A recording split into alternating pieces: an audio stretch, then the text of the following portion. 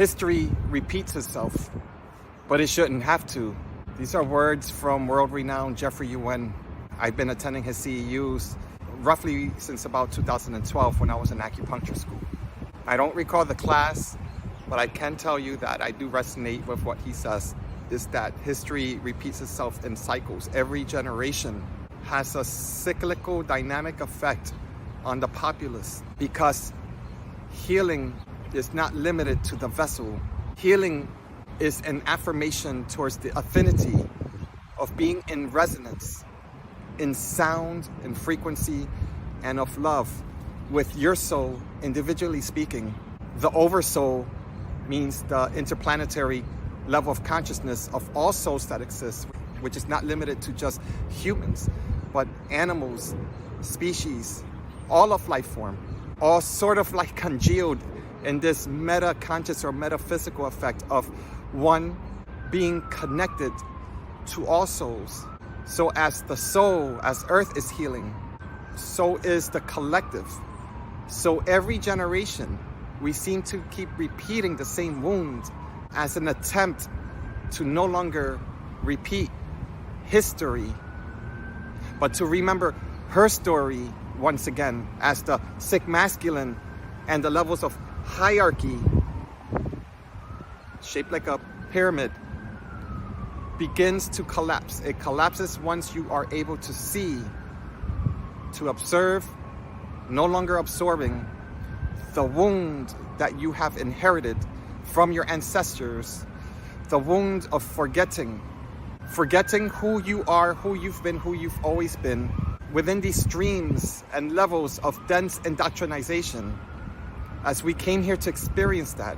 But some of us are now remembering in the here and now our past and our future ancient remembrances, not to level us up to the future, to another galaxy or another planet, and not to simply relive our past, but to honor the future that has not arrived and the past that you can no longer grasp because it's already been.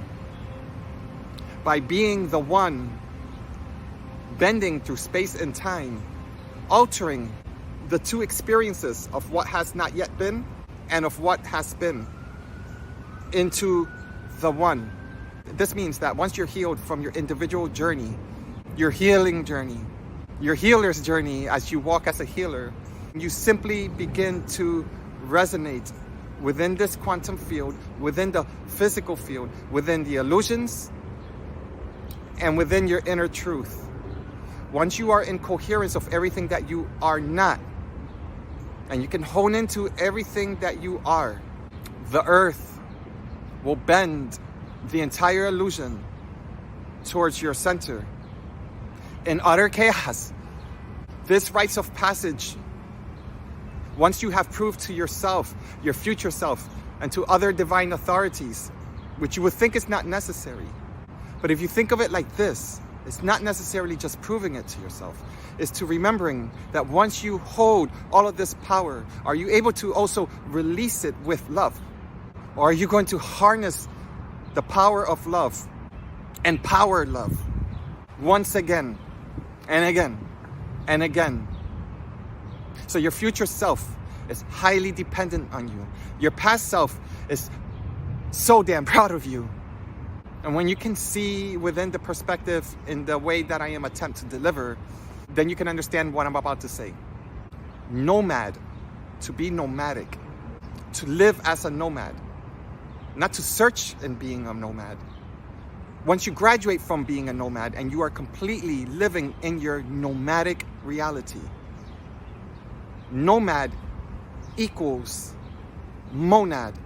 The monadic realm is Christ consciousness, which is the 12 zodiacs, the 12 levels of consciousness, the 12 harmonics, the 12 keys, the 12 mountains. When the one becomes in complete resonance with the 12, means the one oversoul to incarnate into this density field called the human experience on earth, splits into 12. Now you can say that you're one of that 12 while your oversoul is up there experiencing, but that one of that 12 is also now splitting 12. And those 12 continue to split 12. So almost like understanding the masculine when it comes to the mental state of consciousness, the divine masculine, as in the tree of life converting into the tree of knowledge. And I'm not speaking Kabbalistic. I'm speaking with the inner wisdom of self that predates schools of thoughts. I'm speaking within the state of possibilities, not necessarily the state of knowing. If you resonate within these possibilities, the whole point is to amplify, to engender, and to find your center once again. To be in complete synchronicity with yourself, within self, is to come into union within the monadic realm, which is no longer being separate, no longer being just a Sagittario. I'm a Sagittarius, and my moon is in Aquarius, and my rising sign, you can argue that it's Pisces, but you can also argue that it's Aries, which is another story. And the deeper that you go into your zodiac, you're going to realize that in every house, you're going to see levels of the 12 zodiacs like infiltrating every single micro experience of your existence, to a point where you start realizing that you are an inheritor. You are the one inheriting the conscious field of all 12, as all 12, whether directly or indirectly, whether known or unknown, they play a role in morphing and molding your life when you are not seeing. When you are seeing, it becomes a dance between all the words that I'm saying. I'm simply speaking the alchemy, the chemistry, the mechanics of music. It is up to you to orchestrate the way that you harmonize your musicality in the way your soul will remember you, your dance. And when you can tap into the monadic realm by being a nomad in search of your monad, after you finish yelling at your people, saying, where the hell you been all this time? As you quell your ego the same, as you realize that you're no longer separate, as you become no longer separate within your monadic experience in this higher octave, means cracking the code of the octagon and introducing the 5, as in the 5 elements, metal, water, wood, fire, and earth, into this complex, not complicated, complex alchemy of how you chose to incarnate and what you chose to experience. Once you understand the octave in separation with the pentagon or the 5, there you have the 8 plus 5. You have 13. 13 is a forbidden number. 13 is the 13th planet of consciousness, but 13 is you, no longer in separate with the 12. You are the one experiencing the 12.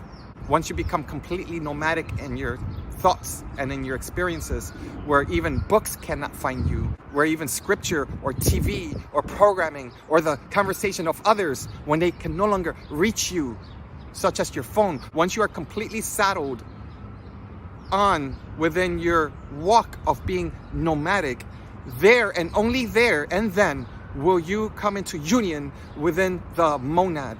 I could take this deeper, but I'm simply speaking to those who are more than aware, who are still probably requiring to not just level up, but level within. Not here to search for a new community or a new guru or a new shaman per se. I'm here to remind you that you are all of them searching for you as you've been searching for them. And to alchemize this into your density field of consciousness. It doesn't mean it has to be with me, but if you resonate with me, for as long as I am open in this way, I am taking one-on-ones. I have more than 2 ears to hear. I hold zero judgment. I would never be here to imprint who I am. I am always here to illuminate everything I see about you, simply as a mirror. And it brings me great joy. We come into union as one because there's no other one. There's simply, for those still disconnected and looking to find home, the law of one. One source, one intelligent creator of all.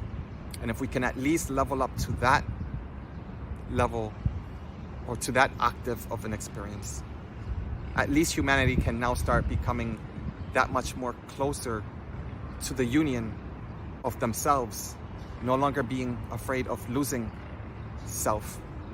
And I know this is going to resonate with at least one soul out there. That's the point.